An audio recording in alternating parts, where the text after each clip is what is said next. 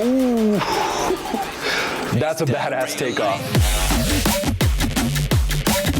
What's up everybody, Ryan here with the Max Afterburner channel. I'm a former F-15E combat fighter pilot, F-16 Thunderbird pilot. Today we're gonna be breaking down the Su-57 flying in an air show in China. I've flown over 80 air shows around the world in my life, so I'll be breaking down move by move what I'm seeing from a maneuverability perspective, a thrust perspective, a G perspective, and just overall my thoughts of what I think about the Su-57, its combat capabilities, how it would go up against Western fighters, and I'll talk about all that at the end, so definitely stay for the end of the video. Also of note, this bad boy is a T-50, so it's a trainer version of the Su-57. Most likely, Russia doesn't want to risk losing the one or two, the functioning Su-57s that they have in an air show. And all it takes is one wrong over-the-top call, you're a little bit too low, and you smack this thing into the deck. They can't risk that, because most likely they're trying to sell this jet to China. Now, it is the T-50, so spectators up close have shown that this jet in particular, at this air show, it's got some gaps between the panels, it's got some fasteners that aren't exactly flush with the fuselage, so most likely not a stealth aircraft. This is not one you'd want to take into combat, but Russia knows that. They don't care. They're out there flying air shows to music. They're doing loops to music. They just want to look cool. So at the end of the day, this is just showing off the thrust and the maneuverability to China to see if they'd like to get in on some of the orders of the Su-57, which would then help crank back up the supply chain and solve some of the supply chain issues that Russia currently has. With that said, let's dive in. We'll go with a wider angle view at the beginning, and at the end, we'll do some closer ups so we can really see the deflection of the control surfaces, and I'll talk about all that. Oh, and if you're wondering, am I trying to look like Harvey from Suits? Of course I am.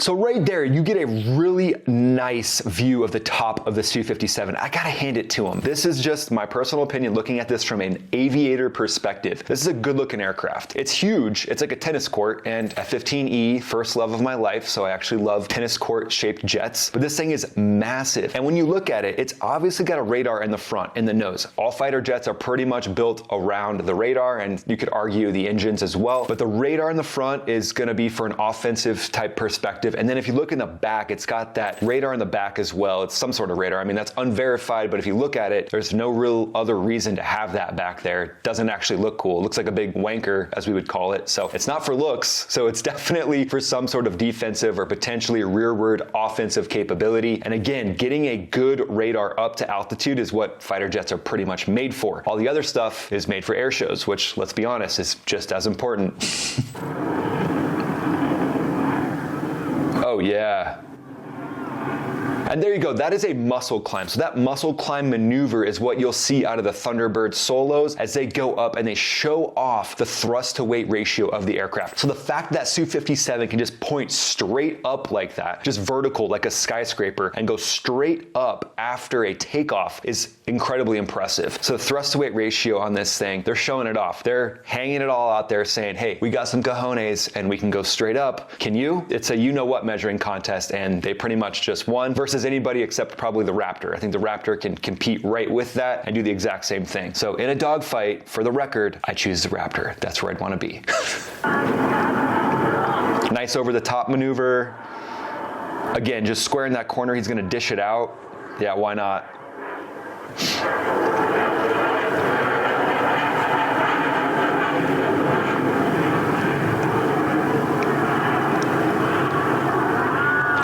That was a nice little flip turn, so I'm assuming not full deflection of the ailerons there. It'd probably go a bit faster. To me, that looked like just a nice, gentle, I'm gonna go the other direction, but I wanna make it look cool, which is again what you would do in air shows as well, just to show off the performance. Why not show off an aileron roll prior to turning in the other direction? But real nice and smooth. Honestly, this thing's looking like a buttery jet to fly. Like I'm thinking they've got some caramel leather on the seats and it's just buttery. It's a buttery feel. It looks like a nice, smooth jet to fly. And with the F-15E flying that thing, how it was a bit of a Cadillac, a bit bigger, the fuselage itself kind of acts like a wing because it's so big, which is contrasted to smaller jets like an F-16 where you're essentially in a rocket ship. So it doesn't really want to fly. The F-16 doesn't really want to fly as much as the F-15E does, just from a stability perspective. And when I look at this jet, the fact that the entire fuselage is essentially just a continuation, it's one big wing, to me, it's just going to make this thing buttery. Wow. Oh, there There's the Top Gun maneuver right there. Yep, that's not something you want to see if you're in an F-14. That'll make you want to have your brown flight suit with you if you see that move. And again, that nose authority, being able to spin like that, is not something you're going to see in 4th generation fighters. So your best hope in a dogfight like that is just to kind of park it to the side, go up, try to maintain energy, maybe some height above the Su-57, let him do his thing, do his breakdancing, cool story, bro, and then try to roll in behind him. So really it's about saving that distance, because a move like that, and we'll see more, I'm assuming, coming up, like a Cobra type maneuver, we'll see that coming up. That was more of like a static leaf or a falling leaf, where he's just like, come at me, bro. What do you got, little F-16? And you're like, I don't know. Hold my beer, watch this. So at the end of the day, this thing is creating maneuvers that are not really seen in 4th generation fighters, which is pretty awesome. Again, this and the Raptor, as far as a maneuverability perspective, from what I'm seeing so far, very, very similar.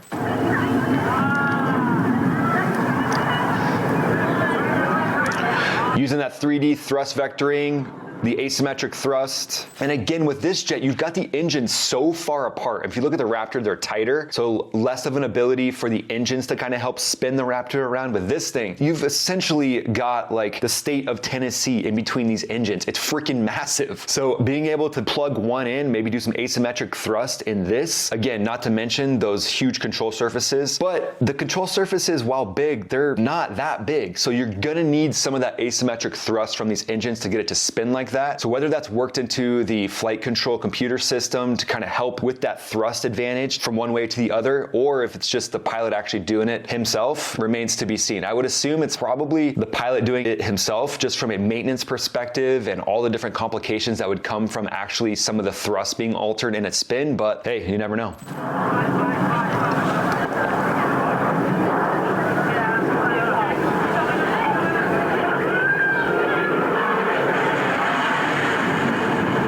Beefy. Yeah, that looks good.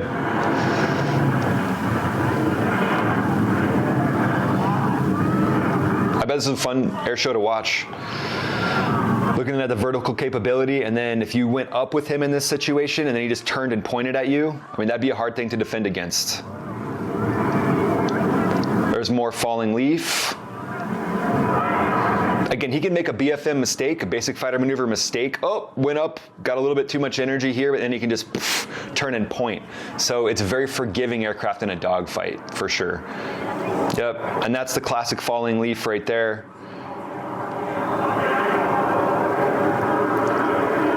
He's kind of rolling it on his side a little bit there as he kind of tucks it into the turn. Nice.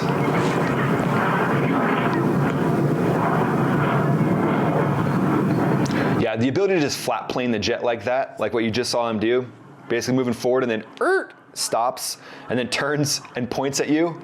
I mean, that point right there, the perspective, that's a similar perspective of what you might get in an actual 4th generation fighter going up against this thing. I'm not saying they're gonna win every time. I mean, there's so many different factors. Lose sight, lose the fight, recency of their last flight. I mean, this airshow pilot right here is super well versed in flying this aircraft in an airshow environment. But when it comes to combat pilots, they're not going to be as proficient in maneuvering this thing. They're just not going to have the flight hours. But if you go up against this guy, it's your unlucky day. Could be a bad day. What would I say if I was in a dogfight against him? Not on my watch. Not on my watch, bro. Gotta give him everything you got, like in a dogfight. Never stop fighting. Even if something's maneuvering like this in front of you, doing that funky chicken, you gotta just keep fighting it. You can't stop. So there you go again, a lot of maneuverability as far as stopping energy and then having the thrust to power out of that. That's one of the biggest things, is having the thrust to continue to power out. Because once you stop all your momentum, now you're either gonna fall or you're gonna move. It's gonna depend on how much thrust you have. It's real nice. Yep, real nice into the vertical. Again, a merge like that and he goes into the vertical. Yeah, your best hope is do some pilot stuff. Make him lose sight. There you go, he's basically stopping. You can see the horizontal stabs there dancing. stabilizing the jet, but again, I think it's a real stable platform anyways, just on the shape of the fuselage. And he's just like, he's helicoptering above the ground right now. He's basically doing a high alpha with tons of thrust and a lot of maneuverability, plus the stability, which is really cool. It's a good combination. All right, yep, nice little J-hook turn there. Yeah, J-hook's nice, just kind of gets you turned in the other direction, and this thing can do it in, you know, squared on a dime, which is beautiful. It's always a nice benefit.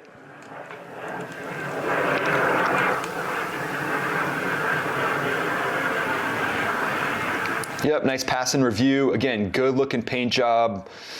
It's funny, Top Gun Maverick used the ambiguous country with the same exact paint job. We're not gonna say it's Russia, but yeah.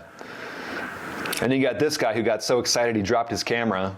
I get it, man. Planes. Chicks dig planes. It's cool. Yep, there you go, straight up into the vertical. Real nice.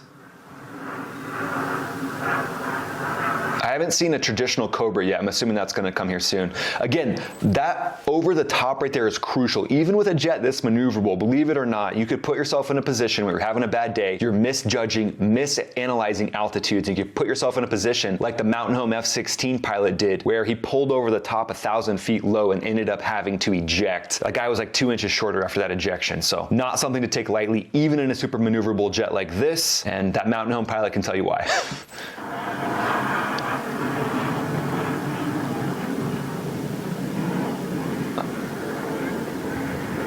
Yep, nice turn up into the vertical there. Again, kind of a reposition move. That's an air show move. I like it. You know, getting the front, getting the back perspective. And then there you go, boom, stopping in space. That's essentially like what I would call a maneuvering Cobra, a Couverture's bell. Again, stopping in the middle of the air and just being like, what do you got? What are you gonna do, fourth generation fighter? This is when you want the Raptor bubs out there making it rain. Okay, gear coming down. And again, that Cobra maneuver there, that is the bread and butter of what I think this platform is showing off right now. Because ultimately you can't really show off the long distance missile shots that maybe this is, you know, able to do, that they're telling the Chinese government behind closed doors. What this is showing, hey, you get yourself into a dogfight with who knows what. I mean, China's obviously thinking of Western threats, but you know, they might be thinking of some other threat. And they might be, hey, maybe one day we need to put North Korea in its place. I don't know, who knows? They want to be able to have a jet that's super maneuverable for a lot of different reasons. It's also a national pride thing. I mean, look at all the air shows that are flown around the world. It makes you proud to see your country fly something that's got a ton of maneuverability and can be featured at least as the bad guy in Top Gun Maverick. I mean, maybe another generation this will be featured in Top Gun Maverick 3.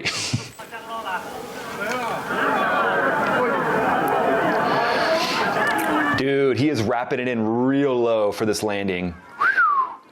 Yeah, again, different flight profile. See, this photographer got too excited again. Come on, hold it together, photographer. He's the guy who passes out when a mouse walks in the room. Wow, that is a really tight rollout on landing. Wow, yeah. That is an incredible landing. I mean, that's not something that you're gonna do every day. Drogue chute comes out. Okay, so that tight of a rollout and touchdown on landing, you're not gonna see that from combat pilots flying this thing, at least in my opinion. They're not gonna be that precise with this jet. Now again, having flown a Thunderbird jet myself over and over and over again, you become one with that aircraft. You have so much flight time. You're so used to maneuvering it around and making it an extension of your body that it's just a whole different realm of flying. Now I've seen the differences between combat squadrons and then having the time behind the stick in a Thunderbird squadron. You get so much more proficient at maneuvering and landings and all the little things that are just stick and rudder flying when that's all you're doing. You know, it's kind of intuitive, right? So the fact that he rolled out like that right over top of the runway and touched down, I don't think you're gonna see that from the combat squadrons. That's a Sierra Hotel landing where he's showing off, and he should be. That's his job in this situation. And then the drogue chutes coming out, it's just kind of silly to me. The weight that's needed for those drogue chutes and the compartments, you know, the complexities of that, there must be some limitation with these brakes. They should make the brakes better so they don't need the drogue chute. So, I mean, the Raptor doesn't need the drogue chute, but at the end of the day, this is a good aircraft from what I can tell. I mean, you gotta hand it to him. The maneuverability is pretty freaking sweet. So looking at it myself from just an aviator perspective, I'd love to fly it. I'd love to fly against it. I'd love to take an F-16 and give it my best. At the end of the day, real nice maneuvering. What is its combat capability? That remains to be seen. I'll do a follow-on video where I do some reactions to the control surfaces of the Su-57, so be on the lookout for that. But ultimately, real nice job. I think they made a spectacular air show aircraft. Combat capability remains to be seen. Thanks so much for watching, guys. Appreciate you being here. Hey, if you would help me grow the channel, I would really appreciate it. It turns out like 80% of the people that watch my videos, I've got millions of views on videos and only like 10% are subscribed. So if you would subscribe and we can get that more to like a 50% mark or something like that, it would really help me grow the channel. I would greatly appreciate it. Oh, hey, I've got a podcast as well. So it's called the RB